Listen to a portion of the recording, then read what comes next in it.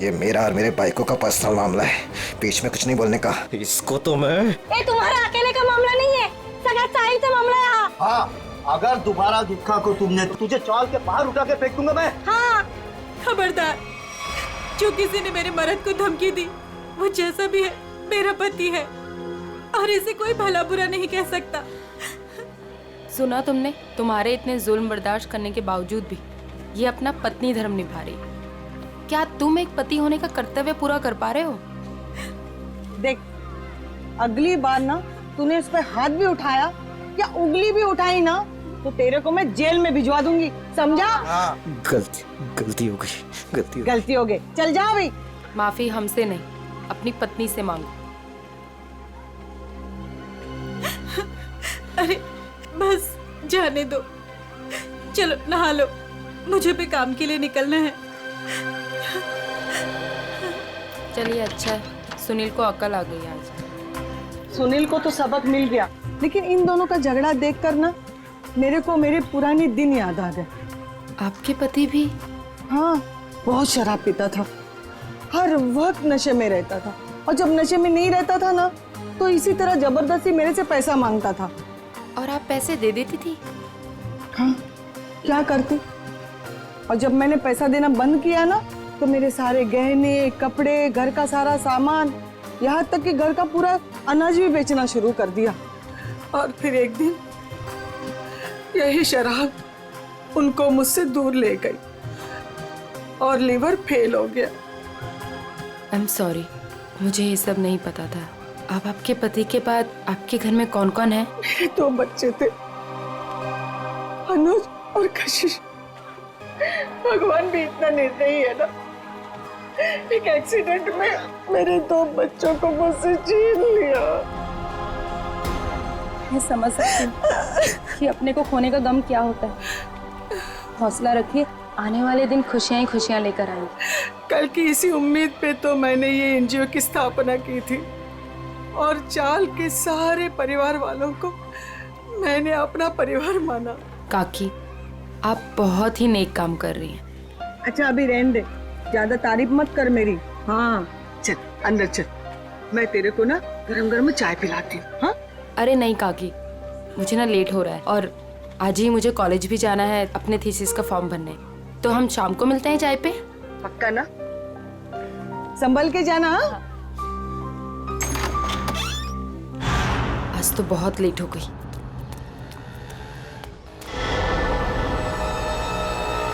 ये तो वही लड़का है, आज तो इस रोमियो को सबक सिखा कर रहूंगी। हेलो ओए मिस्टर, हेलो, रुक, कब से मेरा पीछा कर रहा है? रुक, भागता कहाँ है? रुक। भाग गया, पता नहीं कहाँ से आ जाते हैं। पर सविता आई, मुन्नी को स्कूल भेजकर क्या फायदा? बाद में उसे शादी करके चूल्हा चौका ही तो संभालना है। यही तो गलत मानसिकता है उर्मिला।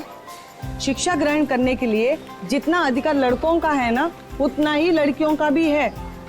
आज हमारे देश में ज्यादातर परिवारों में महिलाएं उतना ही आर्थिक सहयोग देती है जितना कि पुरुष। क्यों नीता, मैंने ठीक कहा ना? बिल्कुल कहा। आज के जमाने में स्त्री का अस्तित्व उसके पिता या पति पे निर्भर नहीं करता। लड़की को भी पूरा अधिकार कि वो अपनी पहचान बना सके और समाज के साथ कंधे से कंधा मिलाकर आगे बढ़ सके। क्या बात है, आप दोनों के विचारों से हम सब सहमत हैं। हाँ। तो मुन्नी का स्कूल जाने का पक्का हो गया। हाँ, पक्का। ये फिर से यहाँ आ गया। लगता है इसको सुबह की डांट का कुछ असर नहीं हुआ।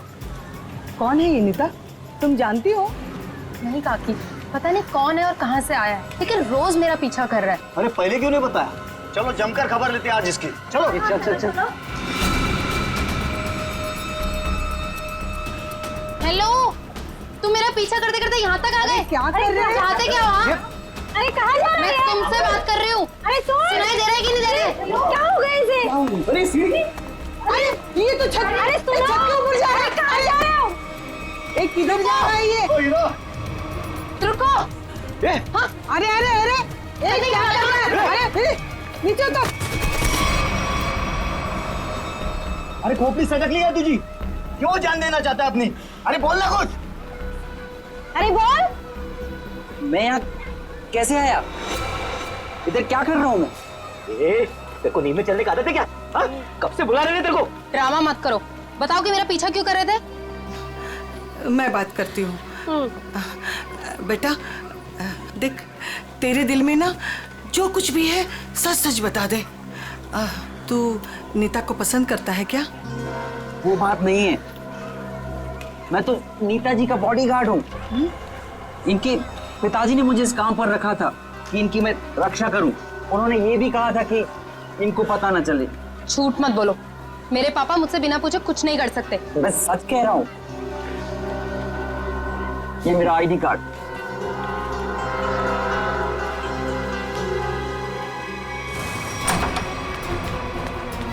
अरे नीता बिटिया, अरे अभी हम तुम्हारे बारे में ही बात कर रहे थे। नमस्ते अंकल। नमस्ते बेटा। क्या बात है बेटा, अंकल से नमस्ते और पापा से हेलो हाय कुछ भी नहीं? मैं आपसे बहुत नाराज हूँ। ऐसा मैंने क्या कर दिया? आप जानते हैं ना कि मैं मंगलावाड़ी चौल में अपनी रिसर्च कर रही हूँ। मुझे उन लोगों के रहन सहन, उनका गुजर बसर वो सब जानना है, इसलिए तो मुझे उनके बीच में रहना पड़ रहा है। हाँ बेटा, तो मैंने आपको अनुमति दे तो दी थी ना चौल में रहने की। अनुमति दी वो ठीक है, लेकिन वो बॉडीगार्ड वो मेरे पीछे क्यों आ जाता है बार बार? देखो बेटा, मैंने बॉडीगार्ड इसलिए रखा था कि मैं चैन की नींद सो सकूं और मुझे यकीन रहे कि मेरी बिटिया वहां पर सुरक्षित है। पापा, मैं कोई बच्ची थोड़ी हूँ, अपनी देखभाल कर सकती हूँ। शेखर अंकल, समझाइए ना पापा को। पापा के लिए तो तुम हमेशा बच्ची ही रहोगी। 50 साल की हो जाओगी ना तब भी। आप भी ठीक है, आप भी ना पापा की तरफदारी कर लो। अरे नहीं नहीं बेटा, हम तो आपकी ही तरफ हैं। देखो रतन, ये अच्छी बात नहीं है भाई। नीता बिटिया को उसकी पर्सनल स्पेस मिलनी चाहिए। लेकिन शेखर, तुम्हें तो पता है ना शहर में जुल्म कितने बढ़ गए। अब मैंने एक बॉडीगार्ड रख लिया तो कौन सा पहाड़ टूट गया यार। मुझे ना आपसे कोई बहस नहीं करनी। कल मेरा जन्मदिन है और ये मेरा जन्मदिन का गिफ्ट कि नो बॉडीगार्ड। अरे हाँ, कल तो नीता बिटिया का जन्मदिन है। अरे यार, मैं तो बिल्कुल भूल ही गया था। लेकिन मैं कैसे भूल सकता हूँ मेरी प्यारी प्यारी बिटिया का जन्मदिन। मैंने जन्मदिन की खुशी में एक बहुत बड़ी पार्टी रखी है। पार्टी? ठीक लगा ना बेटा? Happy birthday Neeta. Thank you so much, please enjoy. Neeta बेटा, जन्मदिन की ढेर सारी शुभकामनाएं। भगवान करे तुम्हें मेरी भी उम्र लग जाए। थैंक यू सो मच काकी। पापा, ये सविता काकी है, मैंने बताया था ना आपको इनके बारे में। हाँ, नमस्ते नमस्ते। हमारी बिटिया आपकी बहुत तारीफ करती।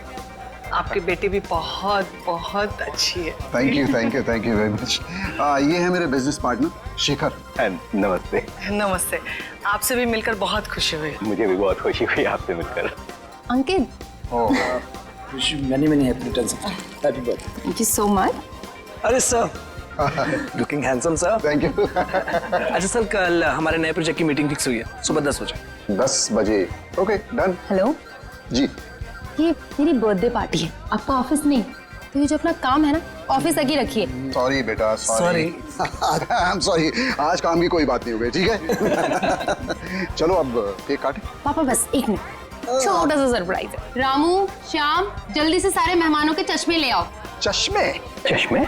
ये देखिए, रंग बिरंगे चश्मे। सो आज का थीम है गॉगल्स, तो ये सबको पहनने हैं। Okay guys? Very innovative idea.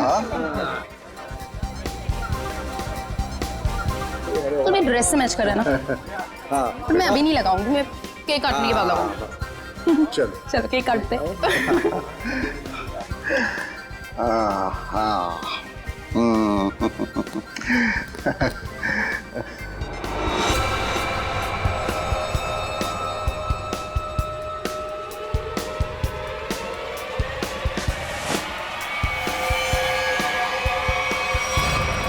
Gun?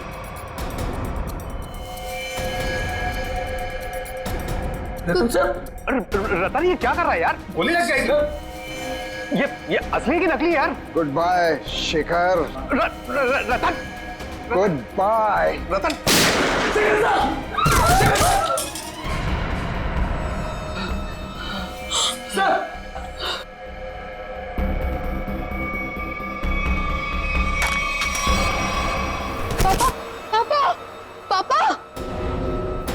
बेहोश हो गए।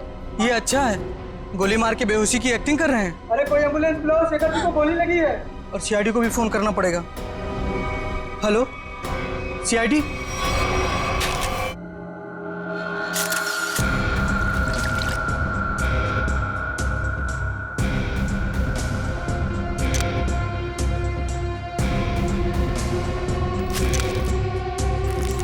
गोली सीधे सीने पे मारी गई है।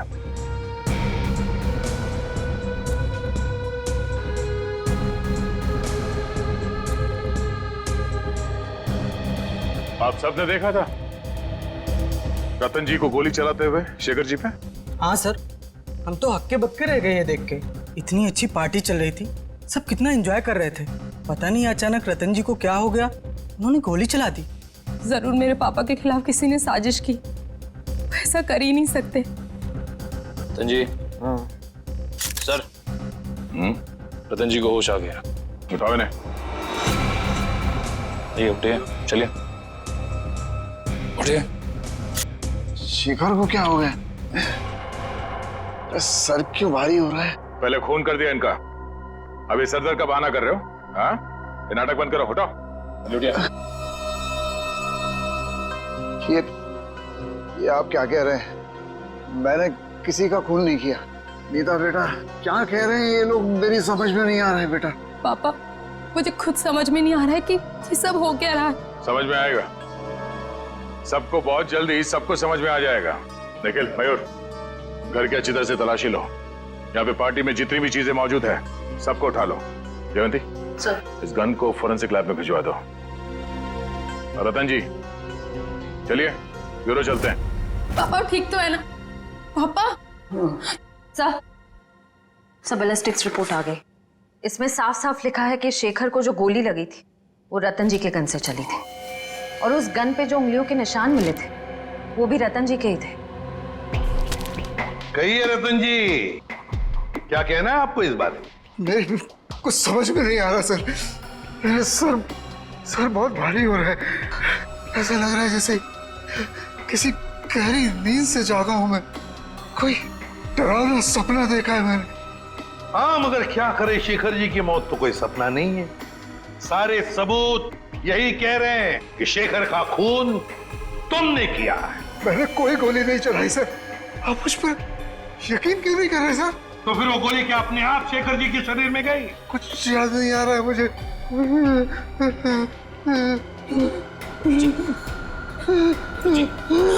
रतन जी, मैंने कहा था ना आपसे कि मेरे पापा दिल के मरीज हैं, उन्हें टेंशन मत दीजिए। सर, मैं एम्बुलेंस को फोन करता हूँ। नहीं, अपनी गाड़ी में लेकर चलो, हॉस्पिटल में एडमिट करो जल्दी। चलिए। मैं भी चलती हूँ साथ में। नहीं, आप नहीं जाएंगी। उन्हें पहले एडमिट होने दो, बाद में मैं भी चलूंगा तुम्हारे साथ। प्लीज सर, मेरे पापा को छोड़ दीजिए। अगर तुम्हारे पापा ने कुछ भी नहीं किया है तो उन्हें कुछ नहीं होगा। अच्छा, एक बात बताओ, रतन जी का कोई झगड़ा वगड़ा था पहले से शेखर जी के साथ, या फिर कल पार्टी में कोई झगड़ा वगड़ा हुआ था? नहीं सर, वो तो पार्टी में बहुत एंजॉय कर रहे थे। अच्छा, क्या तुम्हारे पापा के बर्ताव में कुछ तुम्हें थोड़ा अजीब सा लगा? कभी आदमी कोई टेंशन में होता है या वैसे कुछ? हाँ सर, कोई झगड़ा तो नहीं हुआ था, लेकिन उनका मूड थोड़ा सा चिड़चिड़ा था, और वो शेखर अंकल को कुछ कह भी रहे थे। तुमने काम सही से नहीं किया, वो वापस आ गया। वो वापस आ गया? ये कौन? सर, नाम तो नहीं लिया था। अच्छा, ये बातचीत कब हुई थी दोनों के बीच? कल हुई थी, एनजीओ से लौटने के बाद। एनजीओ? कौन सा एनजीओ है ये? मेरी बड़ी बहन सान्या की मौत के बाद पापा ने एक एनजीओ खोला था, जहाँ पे हम गरीब लोगों को रोटी, कपड़ा और रहने के लिए छत देते हैं।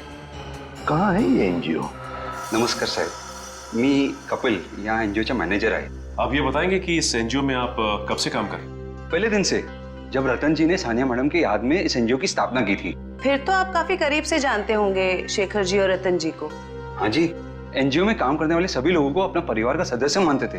हमेशा आकर हमसे हमारे सुख दुख के बारे में पूछते थे और अपने सुख दुख बांटते भी थे। ये तो बहुत अच्छी बात है। फिर तो आप ये भी जानते होंगे कि शेखर जी और रतन जी के बीच में किस बात को लेकर टेंशन चल रही थी? नहीं साहेब, ऐसा काही नव्हते। वो दोनों बिजनेस पार्टनर कम और भाई संबंध ज्यादा थे। भाई समान थे तो फिर रतन जी ने शेखर जी का खून क्यों कर दिया? जरा दिमाग पे जोर डालिए और सोच के बताइए कि शेखर जी और रतन जी के बीच में कुछ झगड़ा हुआ था या कुछ बहस हुई थी? ऐसा कई झाले न होते। लेकिन रतन जी की बेटी बता रही थी कि रतन जी और शेखर जी आपस में कुछ बातें कर रहे थे कि कोई आया है। कौन वापस आया है, कुछ पता है आपको? हाँ, वो ये दोनों यहाँ बात कर रहे थे इसके बारे में, जब मैंने उस अजीब घटना के बारे में बताया उन्हें। अजीब घटना? कैसी अजीब घटना? कुछ दिन पहले एक आदमी ने मुझे फोन किया था, कहा शेखर जी और रतन जी ने उसे काम पे रखा है और उसने अपना अपॉइंटमेंट लेटर मेल किया कंपनी के लेटरहेड पे, प्लीज चेक कर लीजिए। दूसरे दिन से वो काम पे आने लगा और सब फाइलें वगैरह चेक करने लगा। कौन सी फाइलें चेक कर रहा था? सारी फाइलें, टैक्स की फाइलें, अकाउंट्स की फाइलें, और हाँ, रतन जी और शेखर जी के जिंदगी के बारे में काफी सवाल पूछे। फिर क्या, बस लंच ब्रेक में खाना खाने के बहाने बाहर चला गया और वापस ही नहीं आया। जब भी मैंने इस घटना के बारे में दोनों बॉसेस को बोला तो उन्होंने कहा कि हमने किसी को काम पे रखा ही नहीं है। इतनी मेहनत करके आया था पूछताछ करने के लिए, जरूर इस जुर्म में उसका हाथ है। शेखर जी ने रतन जी को कहा कि वो वापस आ गया है, तुमने अपना काम बरोबर किया नहीं है। इस आदमी का चेहरा तो देखा था ना आपने, हमारे लिए स्केच बनवाई। साहिब, दरअसल बात यह है कि उस दिन मैं अपना चश्मा घर में भुलाया था और चश्मे के बगैर मुझे तो कुछ दिखता ही नहीं है। सामने कुर्सी पड़ी की गाड़ी पड़ी, मेरे को वो भी नहीं दिखता। सर, एक बात तो तय है, ये जरूर इन दोनों के अतीत से जुड़ा हुआ ही कोई आदमी है। एग्जैक्टली, इसीलिए तो बड़ी आसानी से इस अनजान आदमी को उन्होंने पहचान लिया। इस नए मोहरे से जल्द मिलना होगा। सर, हाँ, पता चला एनजीओ से किसका फोन था जिसकी वजह से इन दोनों के बीच में अनबन हो गई? सर, एनजीओ वालों को उसका नाम तो नहीं मालूम, लेकिन उनका कहना था कि कोई आदमी आया था, अनजान आदमी, जो काफी सवाल जवाब कर रहा था वहां पे। यह आदमी जरूर रतन ने जो अपने बेटी सानिया के नाम पे एनजीओ चलाया उसी से संबंधित है। रतन और शेखर दोनों इस आदमी के बारे में जानते थे और इसीलिए इन दोनों के बीच में बहस हो गई। सर, कहीं ये जो भी चीजें हो रही हैं, इन सबका संबंध सानिया की मौत से तो नहीं? नीता, बेटा एक बात बताओ, तुम्हारी बहन की मौत कैसे हुई? दीदी ने आत्महत्या की थी। क्यों? मालूम नहीं। मालूम नहीं मतलब? मैं उस वक्त हॉस्टल में थी, घर पे क्या हो रहा है क्या नहीं, सबसे अनजान। अच्छा, जब आपकी बहन ने आत्महत्या की तो उस वक्त क्या आप हॉस्टल में थी? उस वक्त तो मैं घर पे थी, छुट्टियां मनाने के लिए आई थी। मुझे आज भी वो दिन याद है जब मैं और पापा मॉल से शॉपिंग कर कर आए और जैसे ही पापा ने दरवाजा खोला। सानिया बेटा, सानिया, सानिया! नीता, क्या तुमने अपने पापा से पूछा नहीं, जानने की कोशिश नहीं की कि क्यों तुम्हारी बहन सानिया ने ऐसा कदम उठाया? पूछा था सर, बहुत बार, लेकिन पापा हमेशा यही कहते थे कि तुम्हें इस बारे में जानने की जरूरत नहीं, और वो रोने लगते थे। इसलिए मैंने इस बारे में कभी उनसे बात नहीं की। मगर किसी को तो पता होगा ना क्या तकलीफ थी सानिया को, कोई खास दोस्त न कोई तो? आया जी थी, वो हमेशा उनके साथ रहती थी। उसकी जिंदगी के पहले दिन से लेके आखिरी दिन तक वो हमेशा दीदी के साथ रही है। जी, ये आया रहती कहाँ है? उसी चौल में जहाँ मैं रिसर्च कर रही हूँ। अभी भी पापा उनकी तनख्वाह हर महीने बराबर पहुँचाते थे। प्रदीप, क्या चल रहा है तुम्हारा? अभी तक गिनती चालू है? आई एम सॉरी सर, पता नहीं क्यों मगर मुझे एक चश्मा कम लग रहा है। एक चश्मा कम लग रहा है मतलब? सर, पार्टी में 20 लोग आए थे। हाँ। मैं कम से कम 5 बार गिन चुका हूँ, हर बार 19 चश्मे बता रहे। तो फिर एक चश्मा कहाँ गया? पता नहीं सर। जी बिल्कुल सही कह रहे हैं, जो चश्मा मेरे पापा ने पहना था वो तो इसमें है ही नहीं। पापा का चश्मा कहाँ गया? सर, हो सकता है जब पापा बेहोश हुए हो तो कोई लेकर चला गया हो। कमाल है सर, पार्टी में खून हो जाता है मगर फिर भी किसी को चश्मा चुराने की सूझी।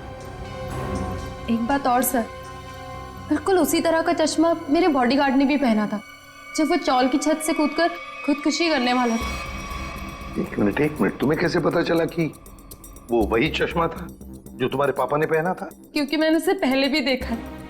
वो कभी चश्मा नहीं पहनता, लेकिन उसने चौल की छत से जब वो कूद रहा था तो उसने उसी तरह का चश्मा पहना था। वो चश्मा ही मनूस है। सर इस चश्मे का खून के साथ क्या कनेक्शन हो सकता है? सचिन, कोई ना कोई कनेक्शन तो जरूर है। कुछ ना कुछ तो गड़बड़ है, कुछ ना कुछ तो गड़बड़ है इस चश्मे को लेकर।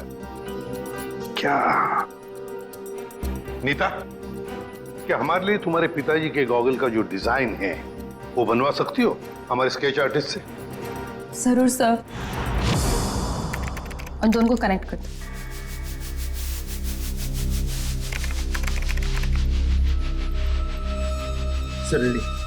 ठीक है, थैंक यू। कमाल का डिजाइन है ये इस चश्मे का। सर, ये चश्मा तो कस्टम मेड लगता है, क्योंकि रेडीमेड चश्मों की डिजाइन ऐसी नहीं होती। हाँ श्रेया, ये ऑर्डर दे के, डिजाइन देकर बनाया गया चश्मा है ये। पता लगाना पड़ेगा शहर में ऐसी कौन सी दुकानें हैं, कितनी दुकानें हैं जो इस तरह के चश्मे बनाती है। फिर सानिया की आया के बारे में भी पता लगाना पड़ेगा। हेमलता जी? कौन कौन है? आप सानिया की आया थी ना? हाँ, पर आप लोग? देखिए, हम सीआईडी से। सीआईडी? माफ करना माँ जी, हम लोग ने आपको परेशान किया। ठीक है बेटा, दिवस भर में आराम ही करती हूँ, पर आप लोग यहाँ कैसे? देखिए हेमलता जी, आप सानिया की आया रही बचपन से, है ना? और फिर सानिया ने आत्महत्या भी की, ये तो आप जानती ही हैं। हम ये जानना चाहते हैं कि क्यों सानिया ने क्यों आत्महत्या की।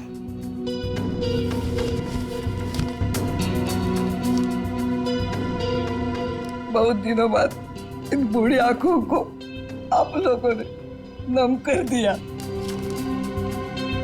हम आपका दुख समझते हैं। मैं हूँ जिम्मेदार, मैं हूँ। या तो रतन जी को मैंने मनाना चाहिए था उस रिश्ते के लिए, वरना सानिया को मजबूर करना चाहिए था वो लड़के को भूलने के लिए। लड़का? कौन लड़का? जिससे वो प्यार करती थी। प्यार करती थी? अच्छा, तो फिर हुआ क्या? वही अमीर गरीब लड़का, गरीब था ना। एक दिन अचानक वो लड़का कहीं दूर चला गया। महीनों इंतजार करती रही सानिया, न खाती थी न पीती थी। वो अपने बंद कमरे में रोती रहती थी। वो लड़का कौन है, कहाँ रहता है, क्या उसका कोई टेलीफोन नंबर वगैरह है आपके पास?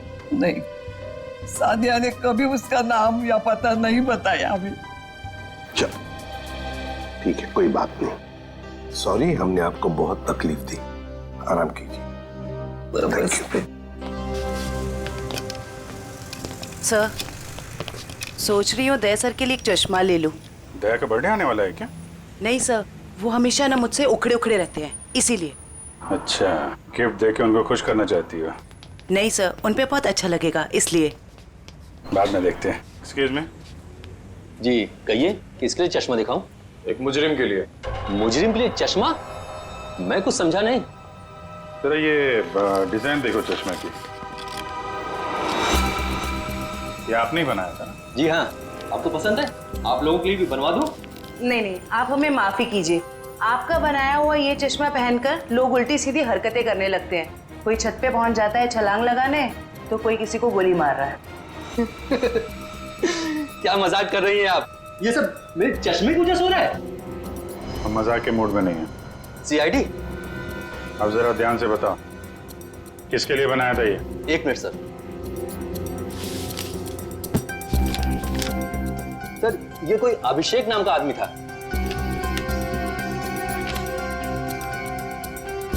क्या बात है सर, नाम भी है, एड्रेस भी और फोन नंबर भी है। कॉल करो जी।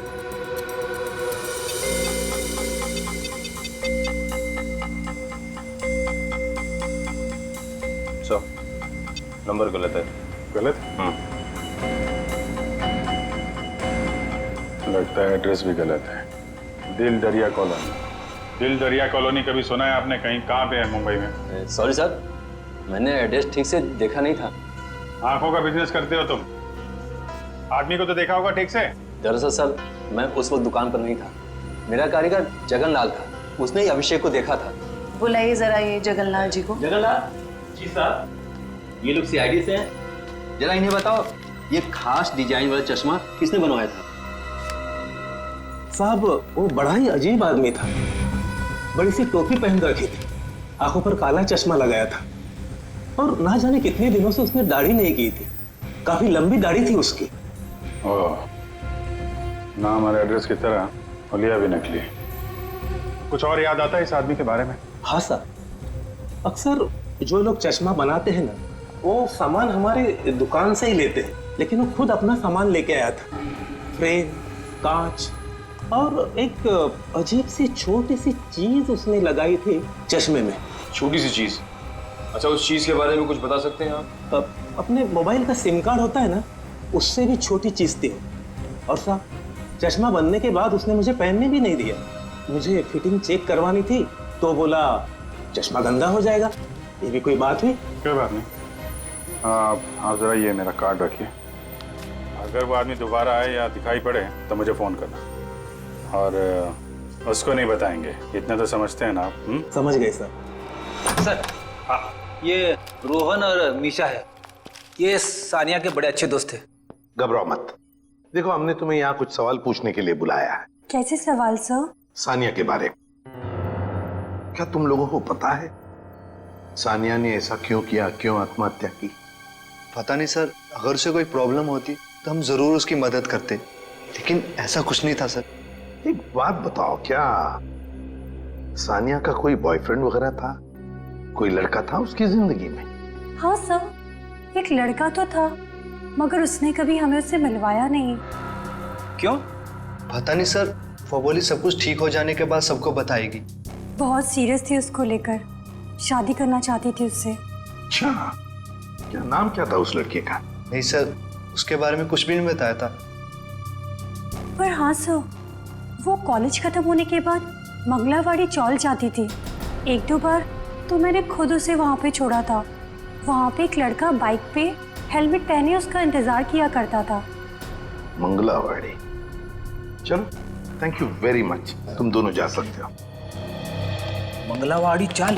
सर नीता तो वहीं पे रिसर्च करती थी। और उसकी बहन सानिया, नीता की बहन सानिया जिस लड़के से मिलने जाती थी वो मंगलावाड़ी चाल में ही रहता है।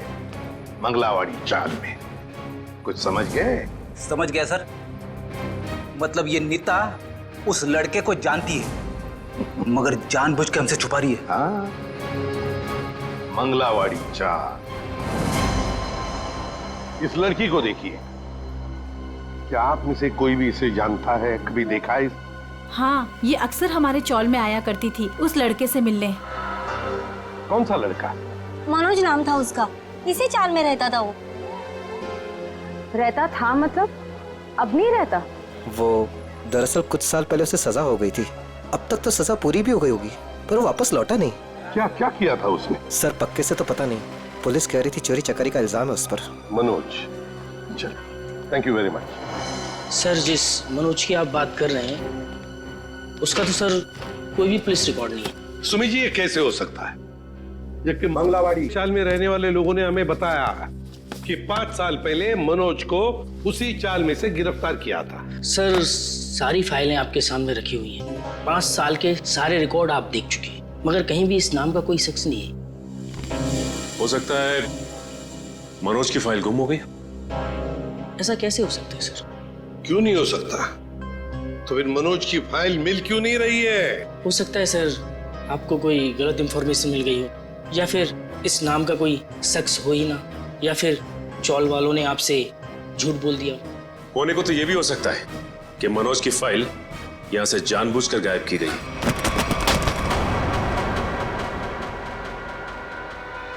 रवि जी, क्या हुआ? तबीयत बिगड़ गई क्या? ये अचानक पसीना क्यों आने लगा? अरे कांपने क्यों लगे तुम? और अचानक ये फाइल छूट कैसे गई तुम्हारे हाथ से? नहीं सर, ऐसी कोई बात नहीं है। हमसे कोई भी कुछ भी छुपा नहीं सकता। बताओ क्या बात है? भागता किधर? लगता है सर ये बिना दवा खाए इसकी बीमारी ठीक होगी नहीं।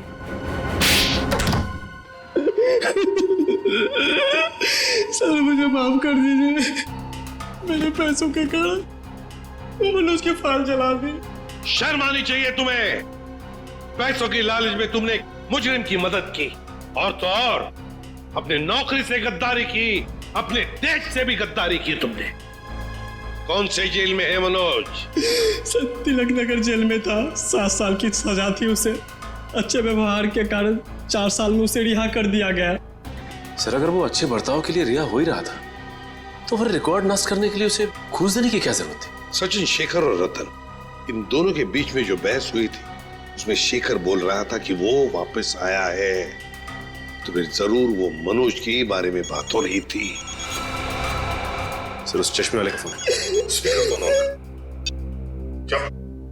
हाँ सर, मैं जगन्नाथ चश्मे वाला।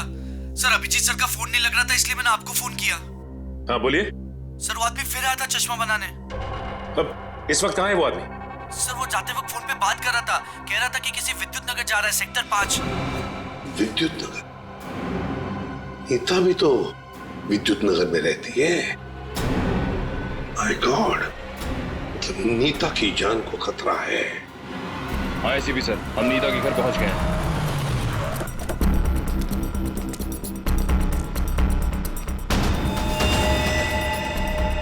ओह नो, ये नीता छत पे क्या कर रही है?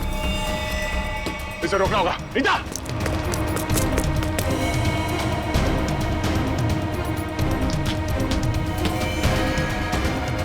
नीता!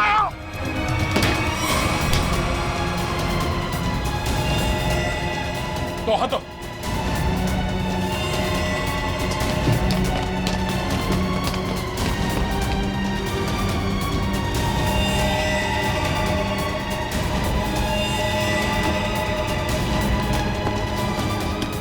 पकड़ो। आ जाओ। मयूर चश्मा। ये क्या कर रही थी तुम? अपनी जान क्यों दे रही थी? जान दे रही थी? मैं क्यों अपनी जान दूंगी? तुम छत पे क्या करने आई थी? छत पे? मैं छत पे क्या कर रही हूँ? मुझे कुछ याद नहीं आ रहा। मैंने वो चश्मा पहना था और पता नहीं, मेरा सर दर्द हो रहा है। सर इस केस में ये क्या हो रहा है? लोग अचानक खुदकुशी करने चले आते हैं।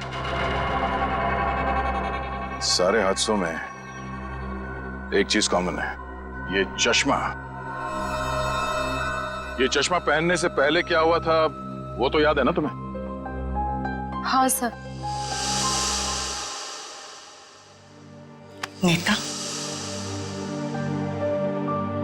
मुझे पता है तुम पर क्या बीत रही होगी, लेकिन तुम चिंता मत करो, सब ठीक हो जाएगा। काकी, ये क्या है? ऐसी हालत में मुझे ये गिफ्ट तुम्हें देते हुए बहुत अजीब लग रहा। गिफ्ट? हाँ, तुम्हारा बर्थडे था ना, तो हमारे चौल के बच्चों ने अपने हाथों से बड़े प्यार से तुम्हारे लिए गिफ्ट बनाया।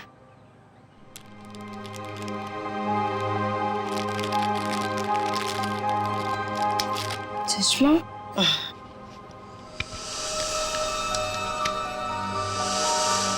ये सविता जी कौन? सविता जी मंगलवाड़ी चौल में रहती हैं, बड़ी नेक औरत है। ये कितनी नेक औरत है ये तो उनसे मिलने के बाद ही पता चलेगा। अरे अरे अरे अरे सविता जी, लगता है हम लोग गलत वक्त पर आ गए। कहीं जा रही थी आप? हाँ, वो कुछ जरूरी काम आ गया था, इसलिए मैं कलकत्ता जा रही हूँ। लेकिन क्या करें, अब तो आप कलकत्ता जा नहीं पाओगी। क्यों नहीं जा पाऊंगी? वो क्या है ना कि मुजरिमों को यहाँ खुले घूमने की आजादी नहीं। मुजरिम? कौन मुजरिम? शराफत का नकाब उतार, नीता ने हमें सब कुछ बता दिया है। मेरे को कुछ काम है, मैं अब तक तुम्हारी उम्र का लिहाज कर, मुझे सख्ती बरतने पे मजबूर मत करो प्लीज। बताइए। मैंने जो कुछ किया अपने बच्चों के मौत का बदला लेने के लिए किया। बच्चों की मौत का बदला? हाँ, नीता के पिता रतन ने मेरे दोनों बच्चों को मार डाला। अपने बिजनेस पार्टनर शेखर की मदद लेके। जान ली? लेकिन क्यों? क्योंकि उसको गलतफहमी हो गई थी कि मेरा बेटा तनुज वही लड़का है जिसे उसकी बेटी सानिया प्यार करती थी। क्यों हुई ऐसी गलतफहमी? क्योंकि एक दिन तनुज सानिया को घर छोड़ने गया था तो रतन ने देख लिया और वो गलत समझ बैठा। फिर शेखर ने गुंडे भेजे इधर मेरे घर पे मेरे दोनों बच्चे तनुज और कशिश को मार डाला। मैं उस टाइम पे घर पे नहीं थी इसलिए जिंदा बच गए। मगर नीता ने क्या बिगाड़ा था तुम्हारा? उसे क्यों सजा दी तुमने? क्योंकि रतन ने मुझसे मेरे बच्चे छीने साहब। उसको वही दर्द देना चाहती थी। मनोज कहाँ पर है? मनोज? कौन मनोज? वही मनोज जिसने तुम्हें बदला लेने में मदद की थी। साहब मेरे को नहीं मालूम।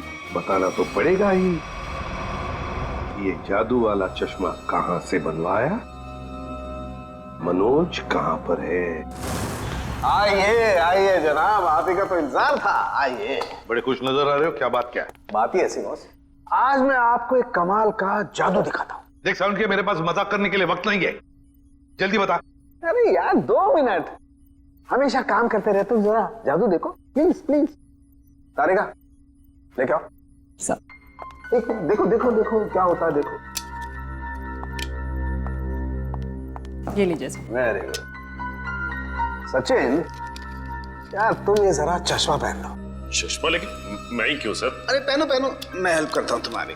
ग्रेट। अब सचिन जरा ध्यान से देखो और बताओ कि ये चश्मा वहां से ला करके किसने दिया? अरे सर कैसी बात करते हैं? तारिका ने। नहीं सचिन, गौर से देखो, ये चश्मा वहां से उठा करके तारिका नहीं श्रेया लेकर के आई। मैं? अरे सर कैसी बात कर रहे हैं आप? आपके सामने जो खड़ी है वो तारिका है और जो यहाँ खड़ी है वो श्रेया है। सचिन जरा गौर से देखो और फिर बताओ, तुम्हारे सामने जो खड़ी है वो तारिका नहीं है, वो श्रेया है। सचिन। हाँ सर, मेरे सामने जो खड़ी है वो श्रेया है।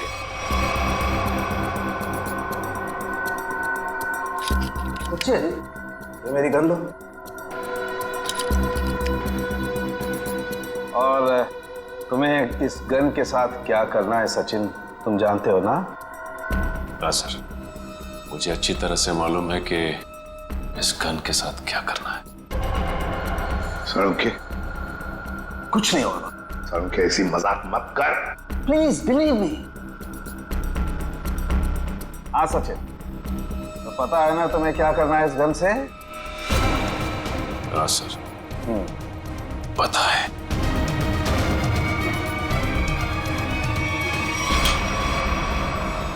लाओ सचिन, ये गन मुझे दे दो।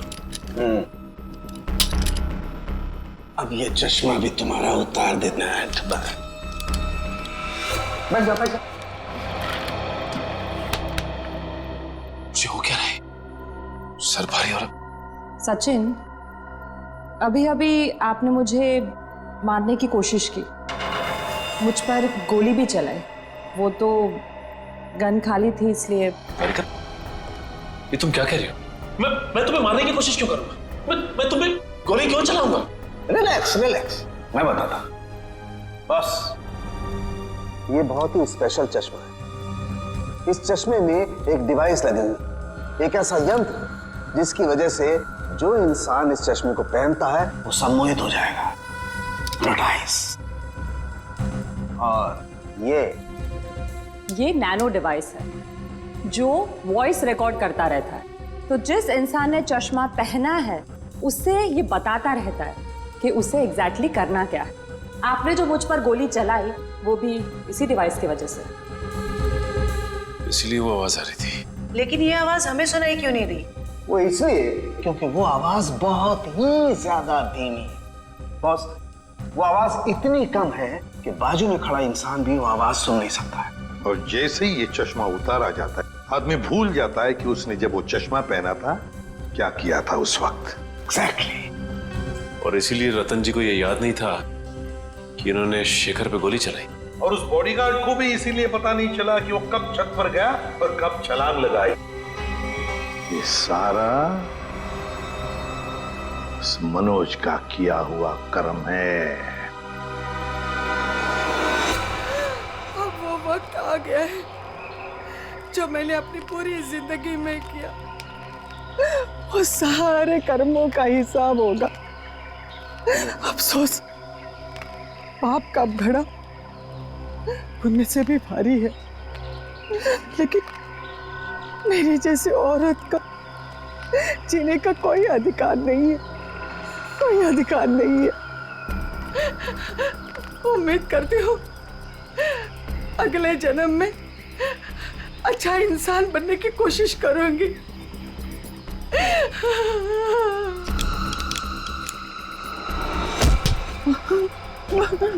ये क्या कर रही है? उतार चश्मा उतार। मेरा बच्चा आ गया। तूने जहर पिया? आई ये क्या किया तूने? मेरे को नहीं पता मैंने ऐसा क्यों किया। बेटा मेरे को माफ कर दे, हमारे साथ इतना ही था। नहीं आई नहीं आई आई आई। जिस किसी ने भी तेरे साथ ऐसा किया है माँ, तेरी कसम उसे छोड़ूंगा नहीं मैं। अब पता चला किसी अपनों पर वो मौत का चश्मा लगाने के बाद कैसे लगता है। चलो अब तुम्हारे आंखों पे कानून का चश्मा चढ़ाते हैं। कहाँ भाग रहे हो? रुक, सचिन उधर से पीछे जाओ उसके।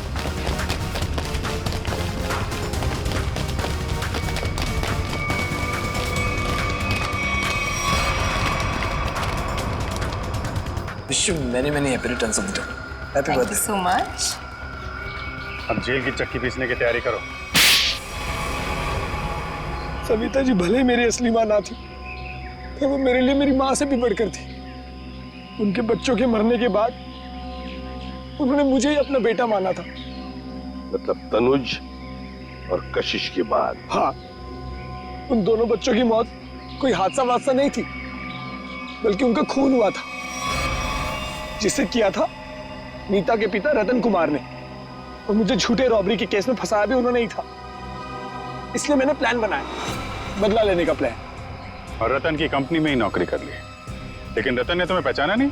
रतन और शेखर ने मुझे नहीं पहचाना, क्योंकि उन्होंने मुझे कभी देखा ही नहीं था। और इसी बात का मैंने फायदा उठाया, और जेल से छूटने के बाद ना ही मैंने सविता माँ के बच्चों का बदला लिया, बल्कि अपनी सान्या, जिसे मैं इतना प्यार करता था, उसकी भी मौत का मैंने बदला लिया। हमारे पास चले आते, हम तुम्हें न्याय दिलाते। कानून पर से तो विश्वास ही उठ गया था मेरा, इसलिए मैंने खुद ही न्याय करने की सोची। नीता से दोस्ती की, फिर उसे मार दिया। सान्या से प्यार करते थे तुम, इसे प्यार कहते हो? उसकी बहन की जान लेने चले थे तुम। वो तो अच्छा हुआ हम लोग इस वक्त पे पहुंच गए और उसे बचा लिया। क्या नीता जिंदा है? हाँ जिंदा है। बहुत कोशिश की ना तुमने उसे मारवाने की। उसके बॉडीगार्ड को भी वो चश्मा पहना दिया ताकि वो आत्महत्या कर ले, मगर नहीं, तुम्हारा प्लान वैसे ही फेल हो गया। हाँ, मगर रतन का प्लान फेल नहीं हुआ। मैंने वेटर के जरिए उसे खूनी चश्मा पहनाया और उसी के जरिए उसी के दोस्त को मरवा दिया। और फिर हमारे आने से पहले वो चश्मा तुमने गायब कर दिया। तो फिर वो चश्मा सविता के जरिए तुमने नीता तक पहुंचा।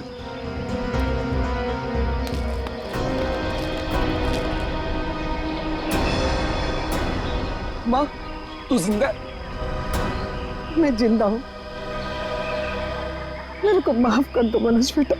ये सब कुछ मुझे सीआईडी को बताना पड़ा। इन्होंने जो कुछ भी किया हमारे कहने पे किया। अपना बदला पूरा करने के लिए तुमने बहुत नाटक किया, और तुम्हारी असलियत सामने लाने के लिए हमने भी ये छोटा सा नाटक किया। क्या मिला तुम्हें? इस बदले की आग ने तुम्हें कहां से कहां पहुंचा दिया। अब जेल की सलाखों के पीछे सड़ते बैठना। कानून तुम्हें कड़ी से कड़ी सजा देगा, शायद फांसी ही होगी।